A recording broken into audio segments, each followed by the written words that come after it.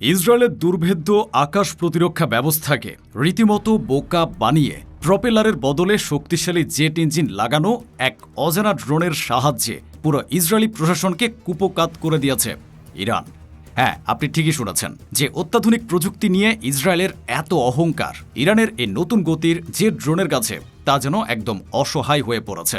এতদিন সবাই জানত ড্রোন মানেই আকাশে ওরা ধীর গতির কোনো যন্ত্র, কিন্তু ইরান এবার এমন এক অস্ত্র ব্যবহার করেছে যার কথা আগে কেউ ঘুণাক্ষরেও ভাবেনি। কিভাবে এই নতুন প্রযুক্তির ড্রোন ইসরায়েলের অধিবাসীদের রাতের ঘুম হারাম করে দিল? কেনই বা এত শক্তিশালী রাডারগুলো এই ড্রোনকে আটকাতে বারবার ব্যর্থ হচ্ছে? আর এই হামলায় ড্রোনের পাশাপাশি আর কি ভয়ঙ্কর অস্ত্র ব্যবহার করেছে পারস্য শক্তি? এসব অজানা ও চমকপ্রদ তথ্য বিস্তারিত জানতে পুরো ভিডিওটি একদম শেষ পর্যন্ত দেখুন। আর হ্যাঁ, নিয়মিত এমন তথ্যবহুল ভিডিও পেতে চ্যানেলটি সাবস্ক্রাইব করে ভিডিওটিতে একটি লাইক দিতে ভুলবেন না।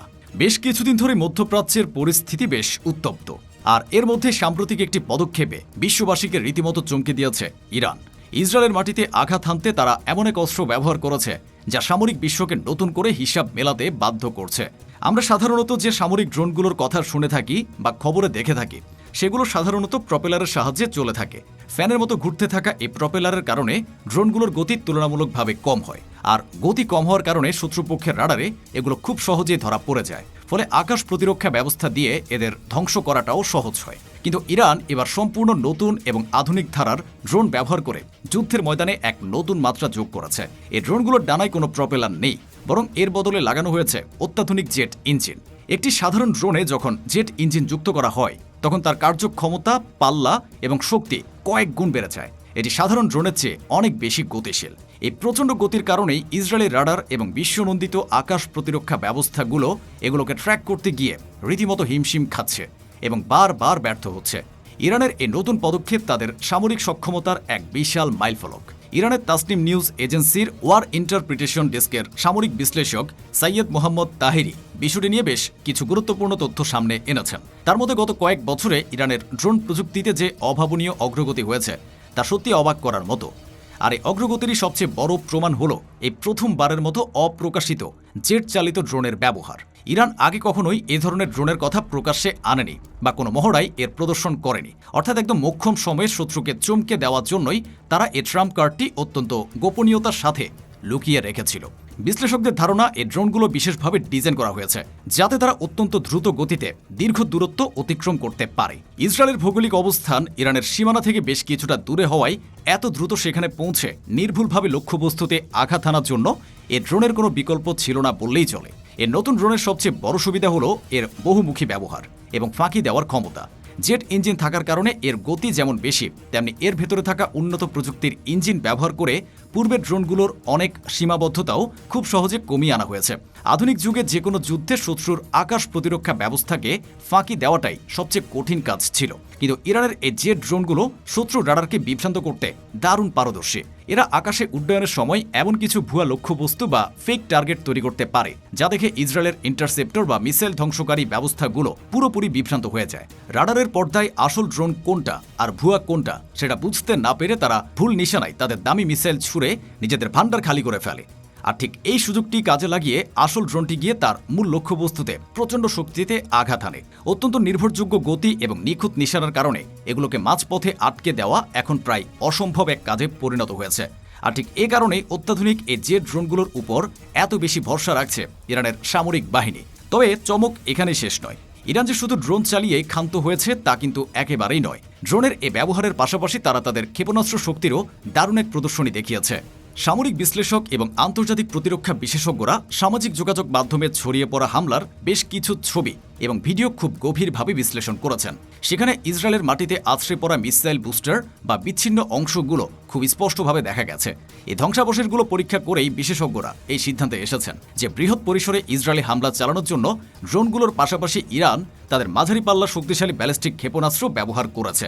আর এই আঘাত হানার পেছনের মূল ভূমিকা পালন করেছে IRGC বা ইসলামিক রেভলিউশনারি গার্ড কর্পসের অ্যারোস্পেস ফোর্স।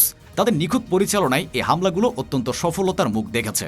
যে ব্যালিস্টিক ক্ষেপণাস্ত্রটি নিয়ে এত আলোচনা হচ্ছে তার নাম হলো খাইবার শেখান। এটি সাধারণ কোনো মিসাইল নয়, এটি IRGCর নির্মিত সলিড ফুয়েল বা কঠিন জ্বালানি চালিত একটি আধুনিক ক্ষেপণাস্ত্র। তরল জ্বালানির বদলে কঠিন জ্বালানি ব্যবহারে অনেক বড় সুবিধা রয়েছে। এটি ফায়ার করার জন্য খুব বেশি প্রস্তুতির প্রয়োজন হয় না এবং অনেক দিন পর্যন্ত নিরাপদে সংরক্ষণ করা যায়। যে কোনো সময় যে কোনো জরুরি পরিস্থিতিতে খুব দ্রুত এটিকে নিক্ষেপ করা সম্ভব। আর ক্ষেপণাস্ত্রটির পাল্লা বা রেঞ্জ শুনলে যে কেউ চমকে যাবে। এটি প্রায় 1450 কিলোমিটার দূরের লক্ষ্যবস্তুতে অত্যন্ত নিখুঁতভাবে আঘাত হানতে সক্ষম। ইরানের সীমানা থেকে ইসরায়েলের যে কোনো গুরুত্বপূর্ণ সামরিক ঘাঁটিতে পৌঁছানোর জন্য এই দূরত্বটি যথেষ্ট। ফলে খুব সহজেই নিজেদের সুরক্ষিত সীমানার ভেতর থেকেই ইসরায়েলের অভ্যন্তরে আঘাত হানতে সক্ষম হয়েছে পারস্য শক্তির যোদ্ধারা। আমেরিকা এবং ইসরায়েলের সাথে ইরানের এই দীর্ঘদিনের চলমান সংঘাতে বেশ কয়েকটি উল্লেখযোগ্য অপারেশন আমরা দেখেছি। এর আগে অপারেশন ট্রু প্রমিস 4 এর আওতায় ইরান তাদের এই খাইবার শেখান ক্ষেপণাস্ত্রটি সফলভাবে ব্যবহার করেছিল বলে জানা যায়। তবে এবারের ইসরায়েলি হামলার তথ্যটি যদি পুরোপুরি নিশ্চিত হয়, তবে এটি হবে আইআরজিসির মজুদে থাকা খাইবার শেখান ক্ষেপণাস্ত্রটির আরেকটি সরাসরি এবং বাস্তব যুদ্ধক্ষেত্রে সফল ব্যবহার। ল্যাবরেটরি বা মহড়ার চেয়ে বাস্তব যুদ্ধক্ষেত্রে কোনো অস্ত্রের সফল ব্যবহার প্রমাণ করে যে সেই অস্ত্রটি কতটা নিখুঁত। ইরানের এ সফল পরীক্ষা তাদের সামরিক আত্মবিশ্বাসকে যেমন কয়েক গুণ বাড়িয়ে দিয়েছে, তেমনি প্রতিপক্ষের মনেও এক গভীর চিন্তার সঞ্চয় করেছে। এখন অনেকের মনেই প্রশ্ন জাগতে পারে, ইরান কেন হঠাৎ করে এত শক্তিশালী অস্ত্র নিয়ে এত বড় পরিসরে হামলা করতে গেল? এর পেছনের মূল কারণটি লুকিয়ে আছে লেবাননের সাম্প্রতিক পরিস্থিতিতে। ইরান সবসময় মধ্যপ্রাচ্যে তাদের মিত্রদের পাশে অত্যন্ত দৃঢ়ভাবে দাঁড়িয়েছে। বিশেষ করে লেবাননের স্বাধীনতাকামী গোষ্ঠীগুলোর প্রতি তাদের নৈতিক এবং সামরিক সমর্থন শুরু থেকে বেশ স্পষ্ট। ইসরায়েল যখন লেবাননের অভ্যন্তরে বিশেষ করে দাহিয়া এবং তাইর নাভাতিয়ে অঞ্চলে ব্যাপক নিপীড়ন চালাতে শুরু করল, তখন ইরান আর চুপ করে বসে থাকাটা সমীচীন মনে করেনি। জায়নবাদী শক্তি যেন কোনোভাবেই লেবাননের মাটিতে তাদের আগ্রাসন চালিয়ে মাথাচাড়া দিয়ে উঠতে না পারে, তার একটি কঠোর এবং স্পষ্ট জবাব দেওয়াই ছিল ইরানের এই বিশাল হামলার মূল লক্ষ্য। তারা ইসরায়েলকে বুঝিয়ে দিতে চেয়েছে যে তাদের মিত্রদের উপর হামলা হলে তার পরিণতি কতটা ধ্বংসাত্মক হতে পারে। আর এই জবাব দেওয়ার জন্যই আইআরজিসি খুব সুনির্দিষ্ট এবং অত্যন্ত গুরুত্বপূর্ণ একটি জায়গাকে তাদের মূল লক্ষ্যবস্তু হিসেবে বেছে নিয়েছিল। সেটি হলো ইসরায়েলের রামাত ডেভিড বিমান ঘাঁটি। সামরিক দিক থেকে এই ঘাঁটিটির গুরুত্ব অনেক বেশি। লেবাননে ইসরায়েল যতগুলো বিমান হামলা চালিয়েছে তার সিংহভাগই পরিচালিত হয়েছে এই রামাত ডেভিড ঘাঁটি থেকে। এটি ইসরায়েলি বিমান বাহিনীর অন্যতম প্রধান একটি কেন্দ্রস্থল। তাই আগ্রাসনের মূল উৎস এবং কেন্দ্রবিন্দু হিসেবে এই ঘাঁটিটিকে চিহ্নিত করে আইআরজিসির অ্যারোস্পেস ফোর্স। সেখানে তারা দফায় দফায় তাদের সেই শক্তিশালী ব্যালিস্টিক ক্ষেপণাস্ত্র এবং অত্যাধুনিক গতির জেট ড্রোন দিয়ে হামলা চালায়। ইসরায়েল হয়তো কখনো কল্পনাও করতে পারেনি যে তাদের এত সুরক্ষিত এবং গুরুত্বপূর্ণ একটি সামরিক ঘাঁটিতে এত নিখুঁত এবং বড় আকারের আক্রমণ হতে পারে। এই ঘটনা শুধু সামরিক দিক দিয়েই নয়, অর্থনৈতিক দিক থেকেও ইসরায়েলের জন্য এক বিশাল ধাক্কা। আকাশ প্রতিরক্ষায় ইসরায়েল যে ইন্টারসেপ্টর মিসাইলগুলো ব্যবহার করে তার প্রত্যেকটার মূল্য কয়েক মিলিয়ন ডলার। অন্যদিকে ইরানের এই জেট ড্রোনগুলো বানাতে খরচ হয় তার তুলনায় অনেক কম। এই অসম খরচের খেলায় ইরান যদি ক্রমাগত ড্রোন পাঠাতে থাকে, তবে সেগুলোকে ঠেকাতে গিয়ে ইসরায়েলের বিশাল সামরিক বাজেট খুব দ্রুতই তলানিতে গিয়ে ঠেকবে। তাছাড়া ভুয়া লক্ষ্যবস্তু তৈরি করে আসল ড্রোনগুলো ঠিকই তাদের কাজ হাসিল করে নিচ্ছে। ফলে গতির কাছে হার মানছে ইসরায়েলের কোটি টাকার অত্যাধুনিক প্রযুক্তি। রাতের আধারে বেজে ওঠা সাইরেনের শব্দ আর মাথার উপর দিয়ে উড়ে যাওয়া অজানা ড্রোনের আতঙ্ক ইসরায়েলি নাগরিকদের রাতের ঘুম সত্যি হারাম করে দিয়েছে। বর্তমান সময়ের এই ঘটনাগুলো থেকে একটি বিষয় একেবারেই পরিষ্কার, যে সামরিক শক্তিতে এখন কেউ আর কারো চেয়ে পিছিয়ে নেই। নতুন নতুন প্রযুক্তি যুদ্ধক্ষেত্রের পুরনো সব হিসাব নিকাশ প্রতিদিন বদলে দিচ্ছে। প্রপেলার ড্রোনের যুগ পার করে জেট ড্রোনের এই নতুন অধ্যায় ইরান শুরু করলো, তা আগামী দিনের সামরিক কৌশলকে অত্যন্ত গভীরভাবে প্রভাবিত করবে। ইসরায়েলি প্রশাসনের কপালে চিন্তার যে গভীর ভাঁজ পড়েছে তা সহসে দূর হওয়ার কোনো লক্ষণ দেখা যাচ্ছে না, কারণ তারা খুব ভালো করে বুঝতে পেরেছে তাদের আকাশ প্রতিরক্ষা ব্যবস্থা শতভাগ নিখুঁত বা অভেদ্য নয়।